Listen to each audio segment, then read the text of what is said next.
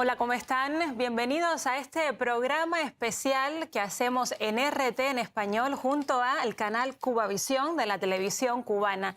En Moscú son los días previos al 9 de mayo, una fecha señalada, son días de festejo, de júbilo, pero también de solemnidad. Se cumplen 80 años de la victoria de la Unión Soviética en la Gran Guerra Patria y tenemos a un invitado muy especial acá en nuestro canal para tratar de analizar el significado de este contexto. Gracias, Aliana, y es un placer porque también tenemos a la mesa redonda que está transmitiendo este programa junto con Russia Today, y gracias al sitio de la presidencia y en particular al programa Desde la Presidencia que dirige, conduce todas las semanas el presidente, nuestro invitado de hoy.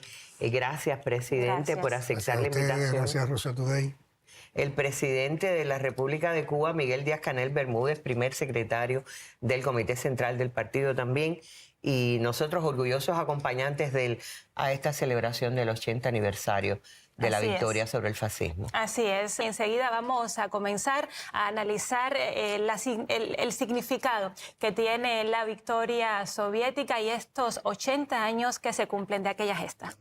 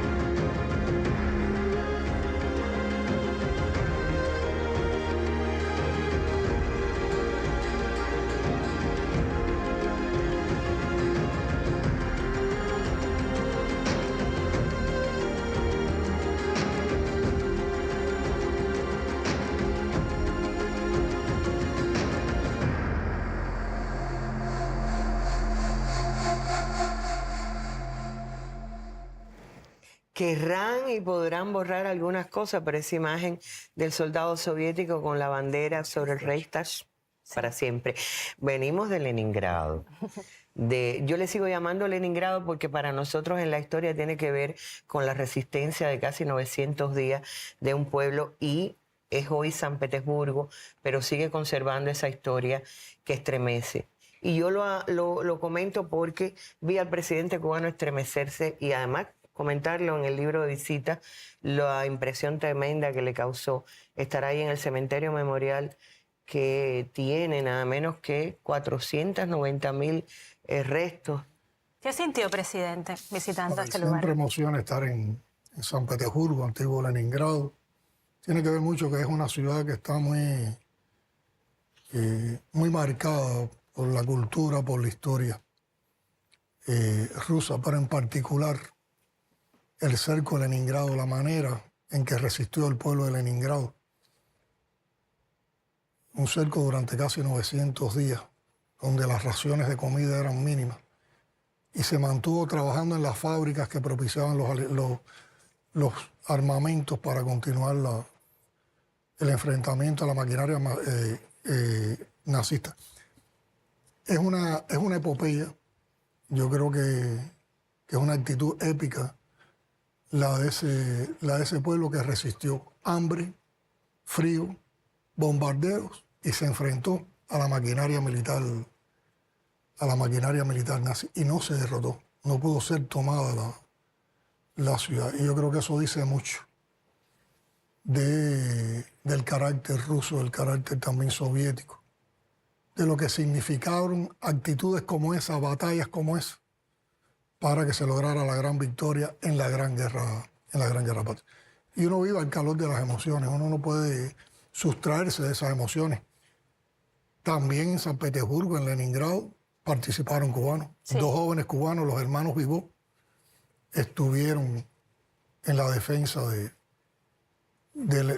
Leningrado. Uno de ellos pudo salir con vida, fue evacuado en un momento de la guerra, el otro murió. Y también otro cubano también participó en la Gran Guerra Patria, Enrique Vilar, que peleó y defendió al pueblo de Polonia contra la invasión fascista. Yo creo que estamos hablando de una conmemoración que es importante no olvidar nunca.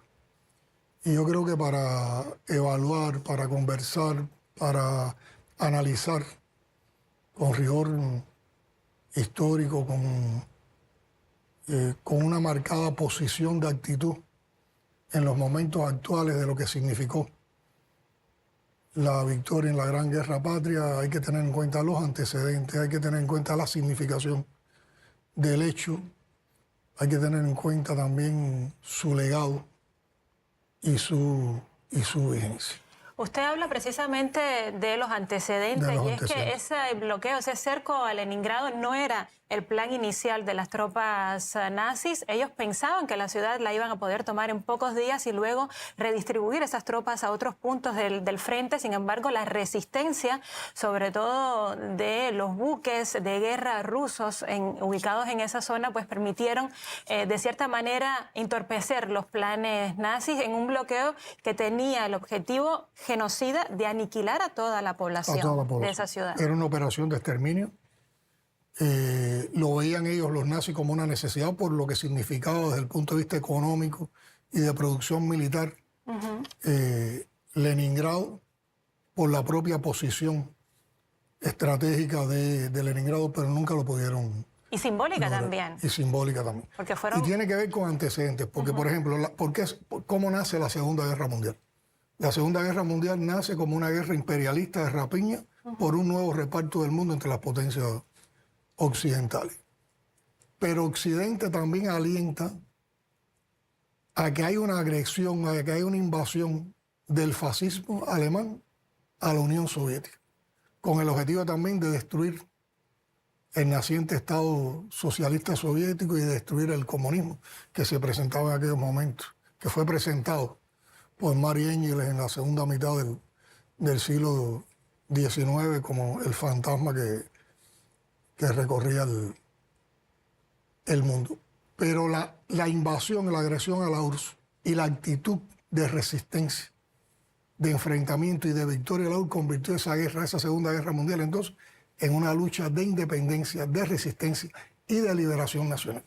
De liberación nacional de la URSS y de liberación nacional también para los otros pueblos que lograron también la victoria y que fueron libres con la victoria en la Gran Guerra Patria. Sí, usted hablaba precisamente, Arlene, de ese momento en el cual diferentes naciones occidentales, sobre todo el Reino Unido y Francia, mantenían una postura ambivalente, ambigua, ¿no? Con respecto a... Bueno, y Estados Unidos no entra en la guerra hasta el final, prácticamente.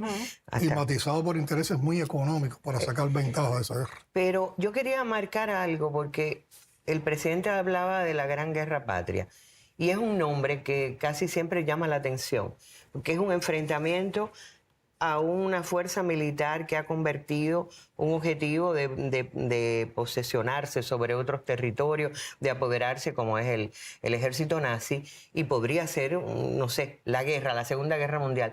¿Por qué la Gran Guerra Patria?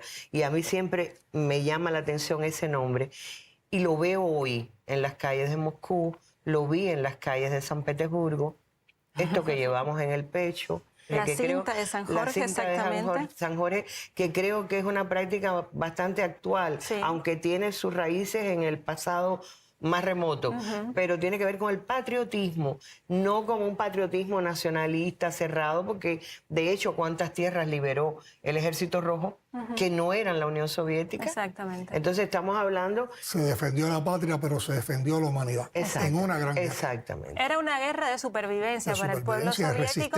De resistencia. Pero precisamente por eso fue el país con la mayor cantidad de víctimas mortales, 27 millones de personas entre militares y civiles, y eso es algo que en la actualidad tiene una vigencia absoluta. No hay una familia en los países de la antigua Unión Soviética en cuyo seno no haya habido una persona, un héroe, un combatiente del lado del Ejército Rojo en la Gran Guerra Patria, como se le Fíjate, llama. yo estoy esperando el 9 de mayo por una razón que me impresiona mucho también, que es el llamado regimiento, que para mí es de la continuidad, el inmortal. Exacto. Inmortal porque murieron sus parientes, pero sus seguidores siguen enarbolando la misma sentido de defensa de la nación. Sin embargo, esta historia ha querido contarse al revés, ¿no? Exactamente. Antes de llegar a ese punto, Arlene, vamos a repasar, porque el presidente de Cuba es también un ávido estudioso de la historia, sobre todo este pasaje de la historia del siglo XX. Sabemos, presidente, que se ha interesado no solamente por la resistencia del pueblo soviético en el cerco de Leningrado, sino también por las actividades de los diferentes mariscales. Hablamos de Zhukov, de Rokossovsky, de muchísimos otros altos cargos militares en la Unión Soviética, cuyo conocimiento, experiencia, sabiduría permitieron entonces que batallas como la de Stalingrado, por ejemplo, fuera un punto clave a la hora de comenzar entonces esa derrota, esa retirada de las tropas nazis de suelo soviético, ¿no? Bueno, hemos hablado de los antecedentes. Ahora está el hecho en sí como tal. El hecho en sí que fue una epopeya de resistencia, pero también una epopeya de creatividad militar. Y esa epopeya de creatividad militar yo creo que está muy bien marcada en un grupo de batallas trascendentales. Cerco de Leningrado, batalla de Stalingrado que marcó el viraje de la guerra, la defensa del arco de Kursk, las batallas por la defensa de Moscú y un grupo de operaciones militares que encabezaron los principales jefes militares soviéticos, los mariscales conocidos. Rokossovsky. Yo tengo mucha admiración por Zhukov. Leí muy de joven Memorias y Meditaciones, que es un libro que va desde el desgarre de toda la sabiduría militar, pero también con un sentimiento de lo que se estaba jugando en la guerra, del enfrentamiento, pero también de lo que es la vida en una guerra de esa magnitud en las tropas. Y tengo una anécdota personal. En el primer viaje que ya hicimos, formando parte de una delegación oficial cubana a Rusia, conocimos que se había creado por el presidente Putin, y creo que es una magnífica decisión de justicia histórica, crear en Moscú, fundar en Moscú el Museo de la Gran Guerra Patria. Y pedimos visitar el museo. Hemos pedido en esta ocasión también visitarlo y vamos a hacer una visita porque hay salas nuevas. Y cuando entramos al museo, que es algo monumental y con un respeto tremendo, trata la historia y trata estas batallas, porque hay salas que se dedican a cada una de estas batallas. Vi un busto grande de Zhukov. Y yo creo que ese reconocimiento, esa revitalización de la figura de Zhukov como un gran mariscal, como un gran general, tiene que ver también. Es una expresión de la grandeza y del valor del pueblo soviético. Bueno, la URSS, como tú decías, no solo defendió su integridad, que la pudo mantener. Aquí hay un mérito tremendo. En una guerra tan grande, la Unión Soviética preservó su integridad territorial, preservó su independencia, preservó su soberanía y logró la victoria. Pero con esa victoria no solo salvó a la Unión Soviética, sino que salvó a la humanidad de algo tan genocida, tan asesino, tan perverso como lo fue el fascismo. Y yo creo que el mundo tiene que agradecer mucho a la Unión Soviética, al Ejército Rojo, al sacrificio del pueblo soviético, al haber eliminado ese flagelo en aquel momento de la humanidad. Lo hizo un enorme costo. Está en la cifra de los 27 millones de muertos, pero más de 1.710 ciudades fueron destruidas. Más de 70.000 pueblos fueron arrasados y más de 1.032 fábricas fueron también destruidas. Más de 32.000 fábricas fueron destruidas en aquella guerra. Pero a partir de eso el mundo se convirtió en un mundo bipolar, con dos sistemas bien diferenciados. Un sistema capitalista con una potencia imperialista, encabezándolo los Estados Unidos, y un sistema socialista, un bloque socialista, con una potencia como la Unión Soviética, encabezándola. ¿Qué significó para el movimiento obrero y social del mundo? Bueno, que un país, que una nación, representando otro sistema social, que daba otra alternativa, era capaz de vencer al fascismo. Por lo tanto, era una victoria también para el movimiento obrero. Demostraba que el nuevo sistema social que estaba presente en el mundo era capaz de defenderse y era capaz de construir un mundo mejor. Hay un ambiente favorable para el surgimiento de los movimientos de liberación nacional en Asia, África y América Latina. Y así surgen las revoluciones, así vencen revoluciones, vencen movimientos de liberación nacional en medio de la guerra. La Unión Soviética siguió desarrollando la ciencia y la técnica. Y después que triunfa la Unión Soviética en la Gran Guerra Patria, en menos de 20 años, la Unión Soviética conquistaba el cosmos. Fue algo visionario. Y menos de 20 años ya Gagarin estaba conquistando el cosmos y nos estaba diciendo del cosmos, la Tierra es azul. Yo hice alusión ahorita al tema de la historia, o la versión de la historia, porque yo recuerdo efectivamente como el presidente, soy de su generación, de la generación de tus padres, y aprendí. Y de la tuya. Sí.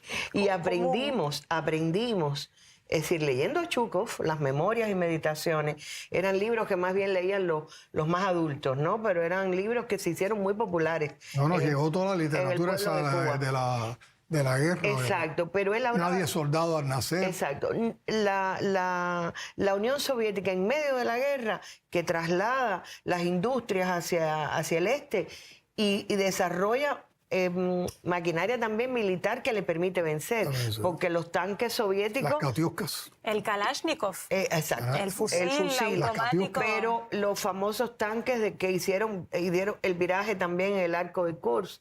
Todo eso lo aprendimos. Hay banderas africanas que tienen en su escudo, en su emblema, el Kalashnikov, en honor a ese fusil que tantos pueblos ayudó a liberar, ¿no? Precisamente, presidente, usted hablaba de esa competencia que comenzaba entonces en el mundo y esa evidencia que dejó sentada a la Unión Soviética de que un sistema alternativo era posible. Entonces, desde Occidente, a través de una maquinaria propagandística bien engrasada, bien premeditada, incluso con algunos integrantes del ejército nazi que emigraron a varios países del hemisferio occidental, y Estados Unidos está entre ellos, pues crearon una, como digo, maquinaria propagandística que estaba centrada en borrar la huella soviética de esta gesta, esta hazaña que permitió derrotar el nazismo. Hoy en día hay muchos países occidentales donde ese camino, esa intención continúa, se denuncia desde Moscú. Vamos a ver precisamente un material al respecto.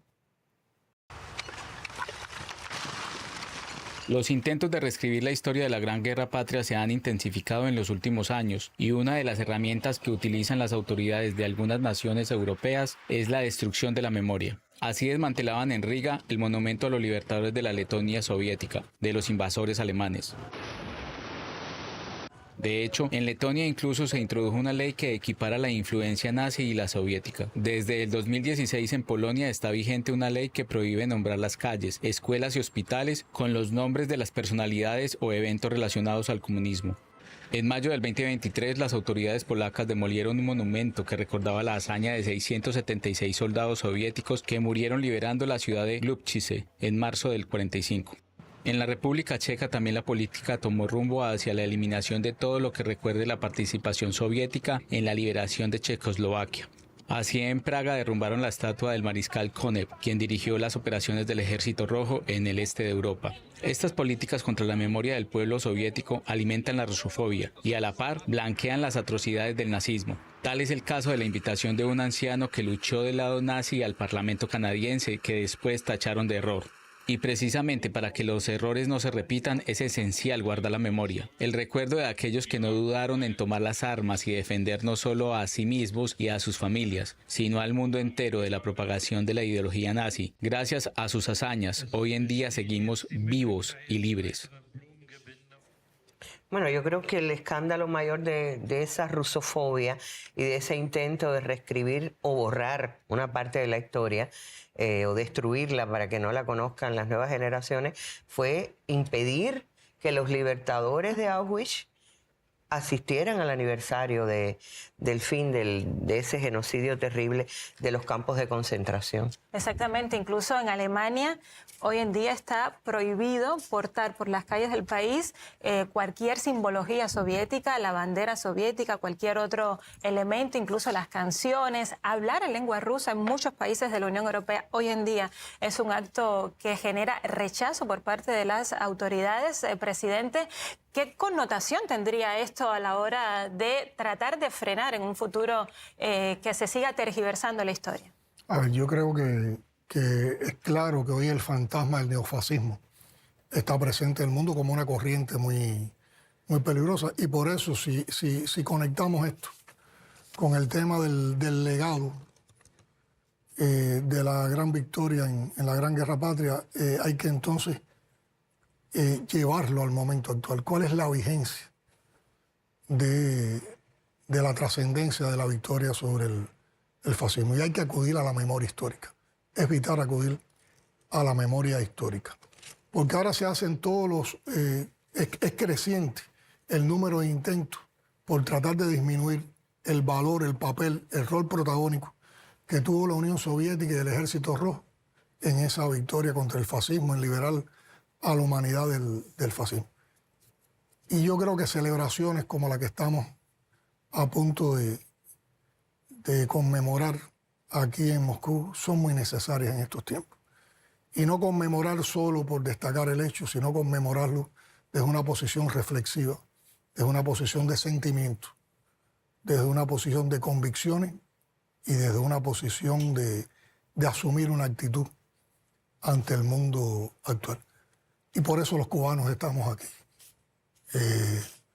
agradeciendo la invitación del presidente Putin, pero sumamente conscientes de con nuestra presencia aquí qué estamos apoyando y qué estamos defendiendo. Y Fidel nos lo enseñó, y quiero hacer dos citas de Fidel, de valoraciones que hizo en diferentes momentos sobre la repercusión, sobre el alcance de la Gran Guerra Patria, y que tiene que ver con esto, con el desmontaje que tenemos que hacer de ese neofascismo que nos tratan de imponer. Hay una primera reflexión que es para el mundo. Fidel dice, el derrocamiento del fascismo creó condiciones nuevas para todo el mundo. Antes de la Segunda Guerra Mundial, si mirábamos los mapas de África, nos encontrábamos con que no había un solo pueblo libre en todo el continente africano. Si mirábamos al continente asiático, veíamos que existían muy pocos pueblos que no estuvieran colonizados en aquel continente. Si mirábamos a América Latina, la veíamos absolutamente dominada por el imperialismo yanqui.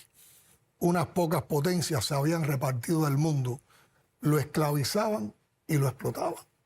Si no enfrentamos ese neofascismo, vamos a volver a esto que describía Fidel. Y para Cuba, ¿qué dijo?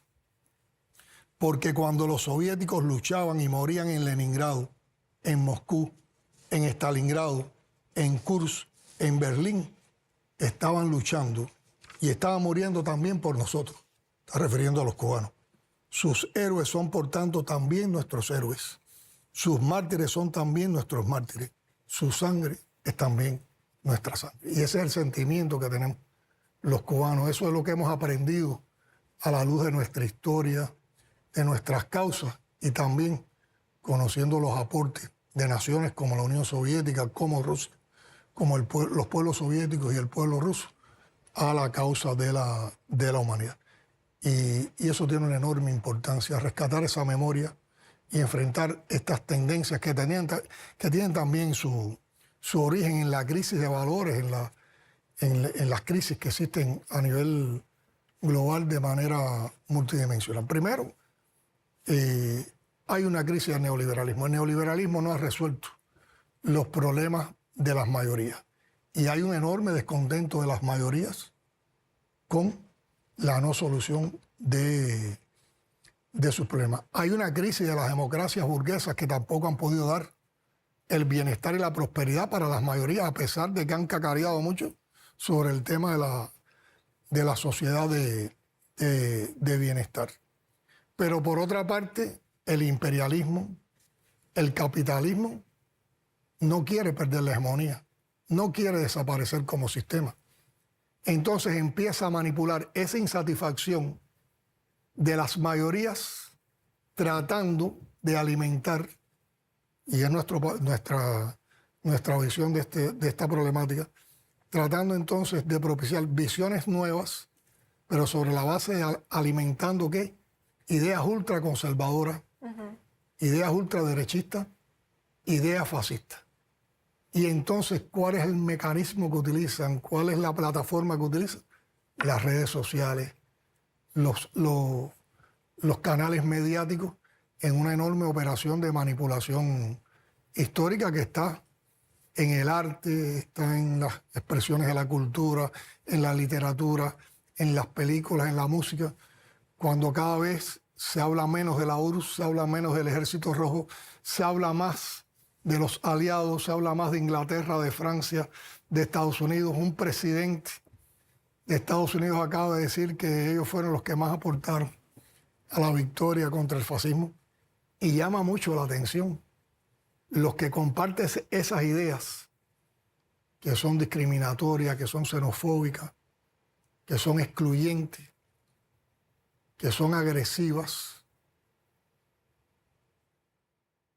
son los mismos que apoyan el genocidio en Palestina, en la Franja de Gaza. ¿Y acaso eso no es fascismo?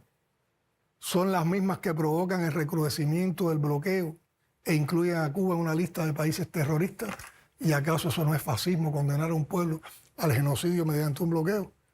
¿O son las mismas que han alentado desde hace varios años una expansión de la OTAN hacia las fronteras con Rusia?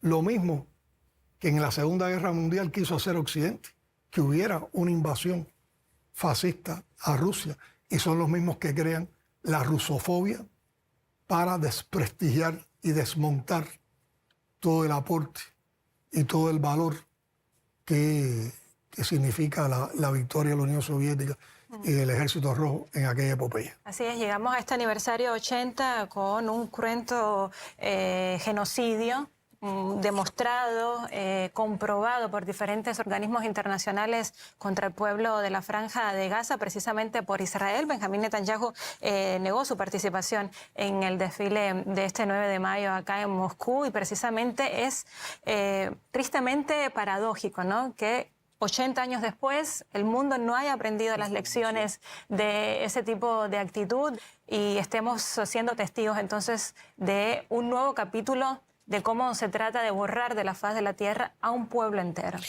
Con una campaña de manipulación mediática, de intoxicación mediática, de mentira, de calumnia y de infamia. Bueno, yo trataba de imaginarme cómo se vería Leningrado en el momento, en el peor de los momentos. Bueno, hay imágenes terribles de los cadáveres congelados en las calles, porque no podían acceder a la comida, que todo estaba cercado, todo estaba rodeado, un pueblo bajo las bombas. Y yo decía, bueno, Gaza hoy luce como eso, porque también cuando le cierran el paso en Rafah a los camiones que pueden traer la comida a Gaza y además bombardean a ese pueblo, se está repitiendo un genocidio parecido. Exactamente, y tienes a la ONU denunciando las condiciones que impone Israel para supuestamente permitir la llegada de la ayuda humanitaria, la escasa llegada de la ayuda humanitaria, y los propios comisarios de la ONU son los que reconocen que son condiciones imposibles de cumplir. También se está llevando a cabo un apoyo exprofeso de Occidente, sobre todo de Estados Unidos, a grupos militares con tendencia neonazi, hoy en día también en Ucrania. Usted hablaba de la batalla de Kursk, esa batalla de tanques que permitió precisamente demostrar una vez más la valentía, la inteligencia del ejército soviético a la hora de expulsar a los nazis, y recientemente también se expulsó de Kursk, de la provincia de Kursk, a las tropas ucranianas, al ejército de Ucrania, que pretendía usar esa ocupación como una carta de intercambio en posibles futuras negociaciones con Rusia. Ese paralelismo que surge 80 años después, teniendo en cuenta de que muchas facciones del ejército ucraniano son de marcada y confesa tendencia neonazi con apoyo estadounidense, ¿qué lectura puede tener?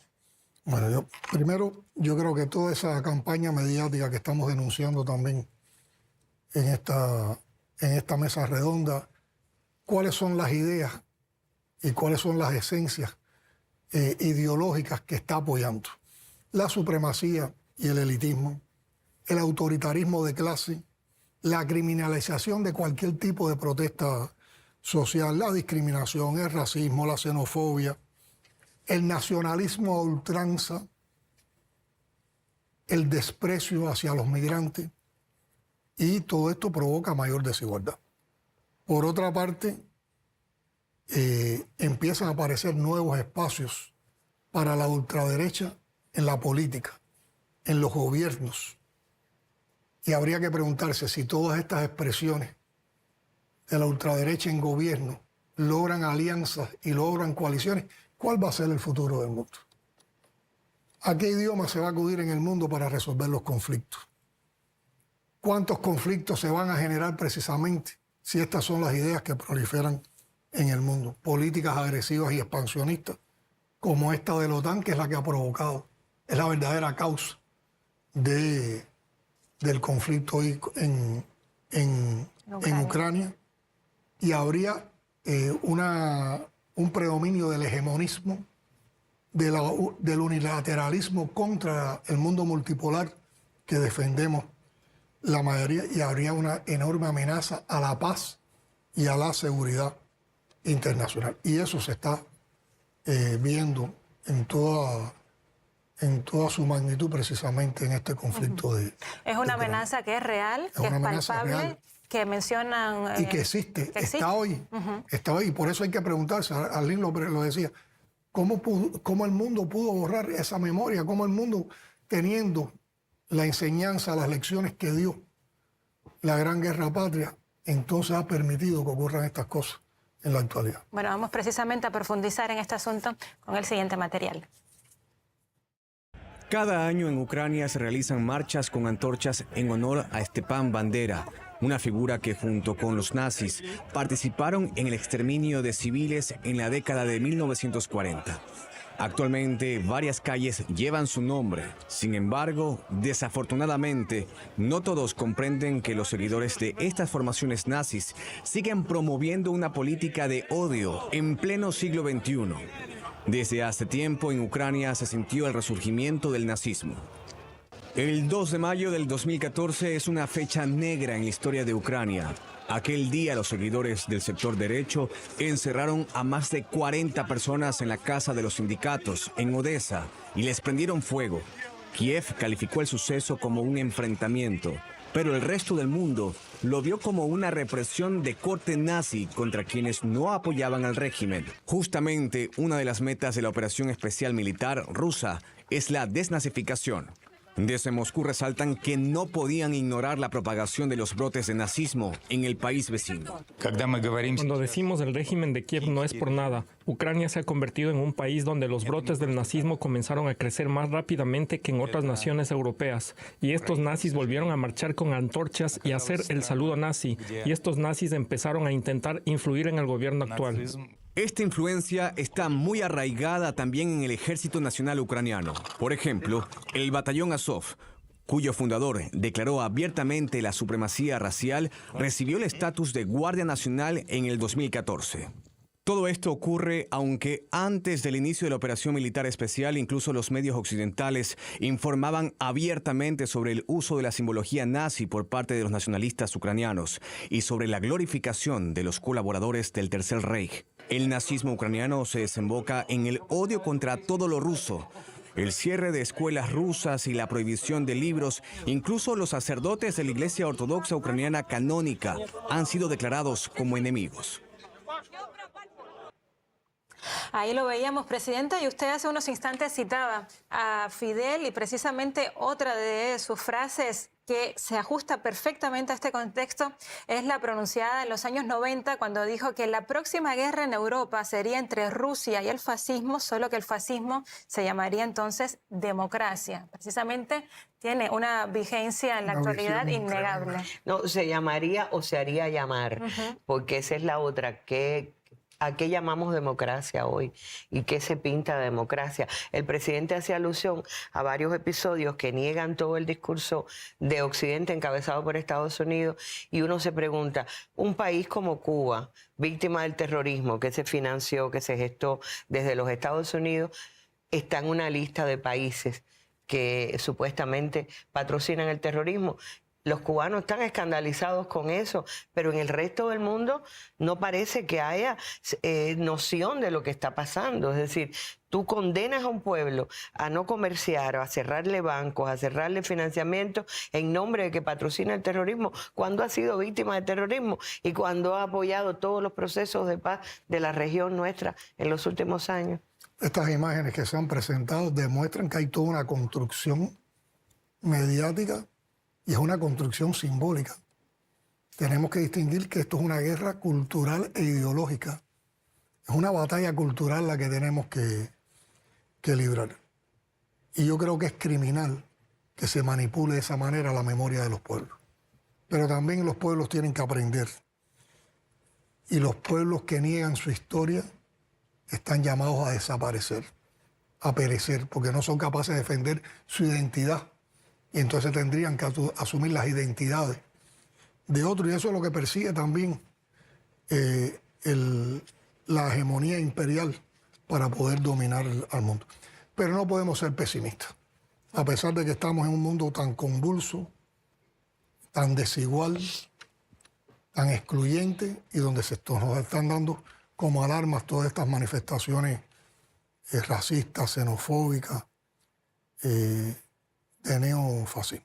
Hay respuestas. ¿Dónde están las respuestas? Yo creo que tenemos que una vez más entonces potenciar esa convicción de que hay que ir a la historia, que tenemos que salvar la memoria histórica, que la memoria histórica es vital.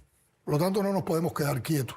Y yo creo que hay que partir de profundizar en la educación en todo el mundo, desde el conocimiento de la historia, de esa historia universal y de esa historia vista desde las ópticas de cada uno de los países, pero asumiendo un pensamiento crítico. Cuando no hay un pensamiento crítico, lo que te ponen en una serie de Netflix, lo que te ponen en una película de Hollywood, lo que viene en un libro desde Occidente, no te permite entonces separar la mentira, separar la calumnia, separar la manipulación. En aquella época la respuesta la dio la Unión Soviética. No rendirse, luchar heroicamente y vencer. Cuba ha dado una respuesta. Más de 65 años de bloqueo recrudecido en estos tiempos y no renunciamos a nuestras convicciones. Rusia ha enfrentado con dignidad y con una respuesta propia los afanes expansionistas y de injerencia de la OTAN y ha también enfrentado con una estabilidad política y económica tremenda en el país las medidas coercitivas que se le ha aplicado por Occidente. Y el pueblo palestino está dando una lección también de resistencia ante el mundo. Entonces también si logramos unidad, y esa unidad la expresamos en solidaridad, en una cultura de paz y cooperación, también vamos a vencer a este neofascismo que nos están tratando de imponer en estos tiempos. Y en que podamos tener proyectos de comunicación que rompan con esa narrativa que pretende hacer la historia de manera completamente distinta. Proyectos como Rusia Today, que lo han bloqueado por todas partes y ha sabido salir como Leningrado y ha sabido salir como Cuba a decir su verdad, porque también con las redes sociales tenemos que empezar a contar nuestras verdades. Y siempre con la solidaridad de los colegas de diferentes naciones como es Cuba. Gracias siempre por el apoyo que nos mostraron, sobre todo en los momentos más difíciles. Y precisamente en el contexto de esa respuesta que le da el mundo al neofascismo, es que a Moscú llegan numerosos mandatarios, no solamente está acá como no el presidente de Cuba, sino que vienen desde América Latina los mandatarios de Venezuela, de Brasil, estará acá también el presidente de China, Xi Jinping, líderes de Palestina precisamente también estarán presentes en la Plaza Roja en el desfile del 9 de mayo, y Vladimir Zelensky desde Kiev lanzaba amenazas también a esos líderes, a esos mandatarios que tienen planeado visitar Moscú. Algunos ya están llegando, otros lo harán en las próximas horas, diciendo que pues Rusia tendría motivos para estar preocupada. ¿Cómo asume estas declaraciones? Aquí estamos por convicción, sin miedo y apoyando lo justo, defendiendo lo justo. La mejor respuesta es que está aquí. Yo creo que esa es la mejor respuesta que pueden dar líderes del mundo. Yo decía por eso, como decía el presidente, las redes sociales, todos los mecanismos de comunicación pueden hacer una historia distinta, pero tenemos nosotros también que aprovechar ese espacio y contar la historia como va, y además hacer esto, sentarse ahí o pararse ante esos heroicos que todavía, creo que todavía quedan centenarios, ¿no? Quedan veteranos de la Segunda Guerra Mundial, de la Gran Guerra Patria. En la Plaza Roja. Nuestro homenaje absoluto para esas personas y para el regimiento inmortal. Así es. Y también como parte de este momento histórico que está viviendo Cuba en sus nexos con Rusia, está también la celebración del aniversario 65 del restablecimiento de las relaciones diplomáticas. Este 8 de mayo precisamente se llega a esta fecha. ¿En qué momentos de las relaciones bilaterales se encuentran Cuba y Rusia? Mariana, primero expresar un sentimiento para nosotros. Esta visita que estamos realizando en estos momentos a la Federación de Rusia es sumamente significativa, porque estamos conmemorando dos importantes acontecimientos. El 8 de mayo se van a cumplir el 65 aniversario del restablecimiento de relaciones. Y por otra parte, el 9 de mayo se conmemora el 80 aniversario de la victoria en la Gran Guerra Patria sobre el fascismo. Y ambos acontecimientos vinculan nuestros pueblos, vinculan nuestras naciones. Para hablar de las relaciones, del estado actual de las relaciones entre la Federación de Rusia y Cuba, también quiero ir a los antecedentes y un poquito de historia, que ustedes me lo permitan. Y a cosas que son muy sentimentales, de mucha emoción, porque están en el acervo cultural y de vida de los cubanos de mi generación, de los que nacimos en los primeros años de la Revolución. Hay, yo diría, 4 momentos o 4 hitos en las relaciones, o en los sucesos que tienen que ver con establecimiento, ruptura o restablecimiento de relaciones entre Cuba y Rusia. En 1902, el gobierno de la República de Cuba en aquel momento reconoció la Rusia zarista y estableció relaciones con la Rusia zarista. En 1942, el gobierno de la República de Cuba, estamos hablando de la época prerevolucionaria, estableció relaciones con la Unión Soviética. En 1952, a raíz del golpe de Estado de Batista, se rompen las relaciones con la Unión Soviética.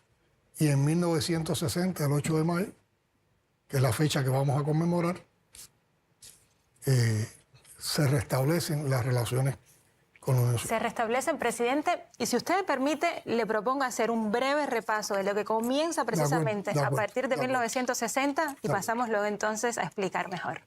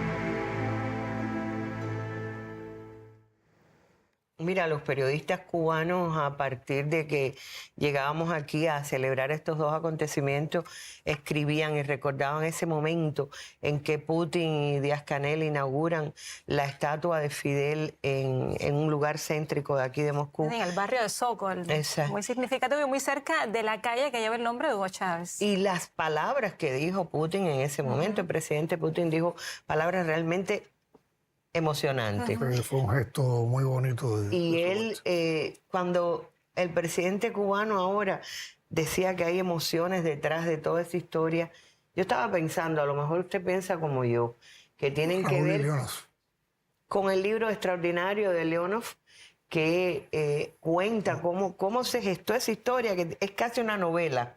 Es un libro que recomiendo. Raúl Castro, un hombre en revolución. Bueno, las imágenes lo dicen, hay toda una historia, son relaciones históricas. Y son relaciones históricas que han pasado coyunturas también difíciles.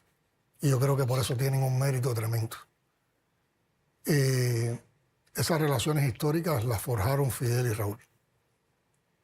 Y como dice Arlene, es una historia apasionante, que tiene momentos de tanta significación. Y estoy hablando no solo de momentos políticos, de momentos que tienen que ver con circunstancias económicas, tiene que ver también con elementos de pueblo, con elementos de familia. Y si alguien quisiera buscar una historia de vida que simbolice cómo se tejió esa relación, está en ese fenomenal libro de Leonov sobre es de hecho una biografía de Raúl, pero es un libro donde acontece, donde se narra lo que aconteció cuando un joven diplomático soviético que venía hacia América Latina para ejercer como diplomático en México, conoce a un joven cubano revolucionario con inquietudes que había participado en un festival de la juventud y los estudiantes y que iba de regreso a Cuba. Y en ese trayecto, en ese viaje, se hace una relación fuerte, una relación que perduró toda la vida. Yo tuve la oportunidad o el privilegio de presenciar varios encuentros íntimos entre Raúl y Leonov, y realmente era una relación de amistad tremenda. Es la expresión de la relación de amistad que hemos tenido entre nuestras naciones y nuestros pueblos. Pues existe un elevado nivel de diálogo político, hay un constante intercambio de delegaciones a alto nivel. Defendemos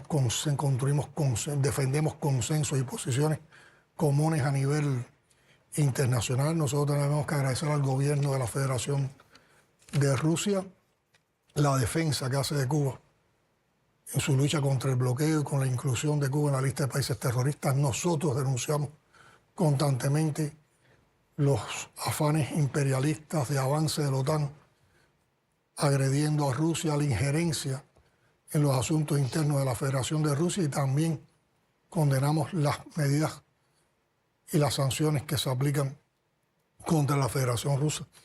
Pero en los diálogos con el presidente Putin, que han sido muchos y sistemáticos en estos años, de manera presencial y también por conversaciones telefónicas, por videoconferencias, siempre hemos encontrado una enorme sensibilidad del presidente Putin hacia los problemas de Cuba, una enorme comprensión de la realidad cubana y una disposición a ayudar y a cooperar con Cuba.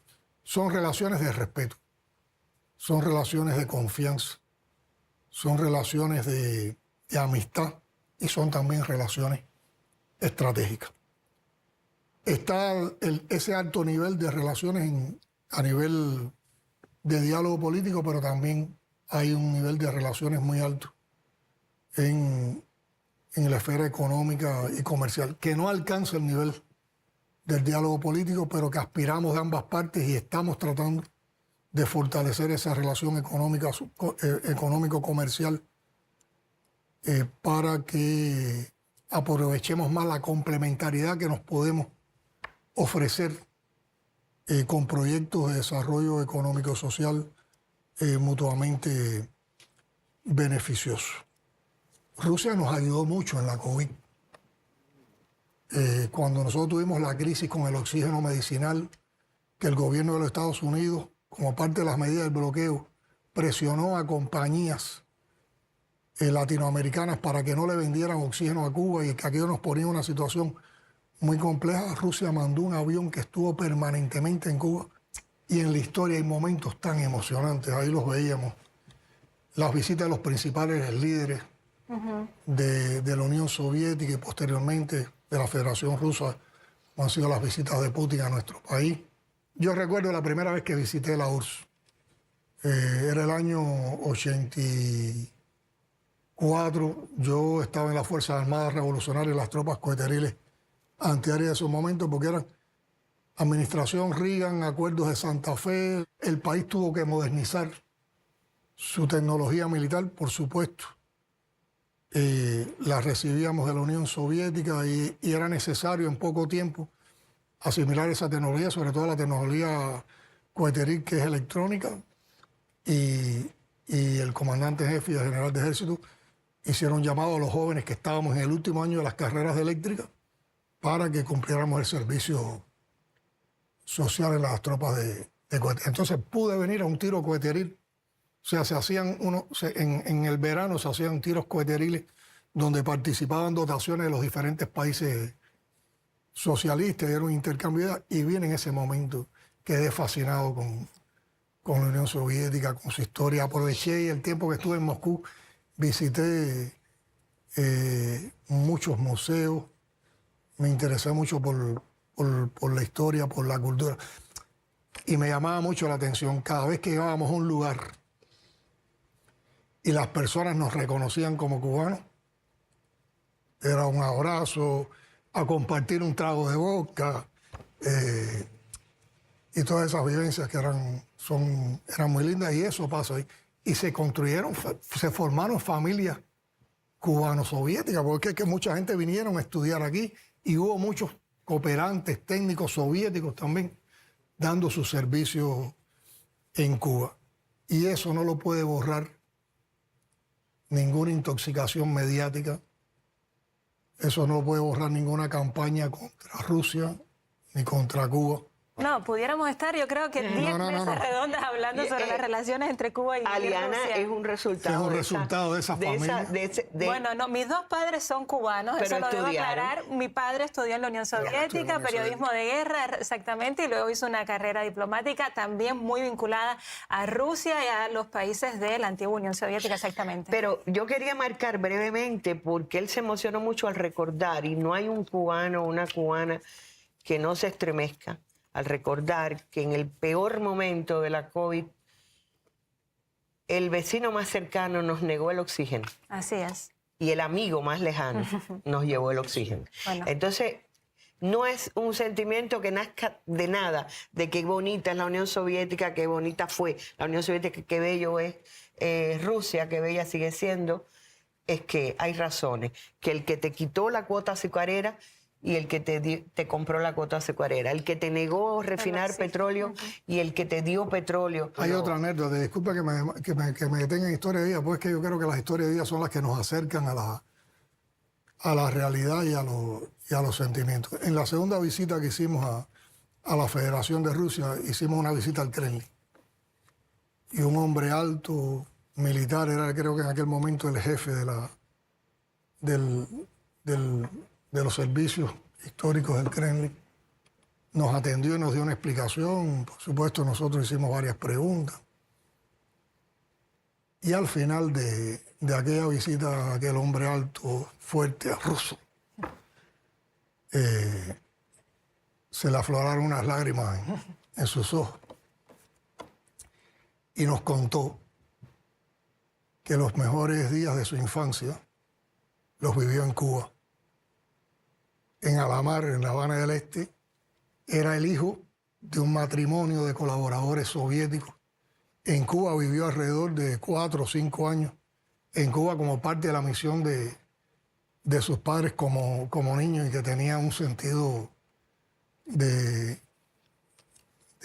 cariño por Cuba tremendo. y que como visita no lo habíamos defraudado, porque tanto interés por la historia soviética, por la historia rusa, tanto respeto a la historia como el que había demostrado y había expresado la delegación en esa visita, solo se podía esperar de los cubanos. Bueno, qué bonito, ¿no? Este recuerdo para terminar así nuestro programa especial de Mesa Redonda en conjunto entre Cuba Visión y RT en Español, para resaltar, para dar significado a este aniversario 80 de la victoria soviética en la Gran Guerra Patria y también el aniversario número 65 de las relaciones bilaterales entre Cuba y Rusia. Arlene, ¿cómo terminamos esta mesa redonda? ¿Cómo se hace en Cuba? Ya la terminó él. Pero creo que hay como unas imágenes del día, ¿no? Se hace así, ¿no? Terminamos con las imágenes del día. Bueno. Yo creo que las imágenes del día tienen que ser, lo digo, para los cubanos que no tienen la posibilidad, el privilegio que tenemos nosotros de estar aquí, las imágenes de Moscú engalanándose para el 9 de mayo, el día de la victoria. Qué alegría poder celebrarlo aquí y, como decía el presidente, la mejor respuesta a los que amenazan es que estamos aquí. Exactamente.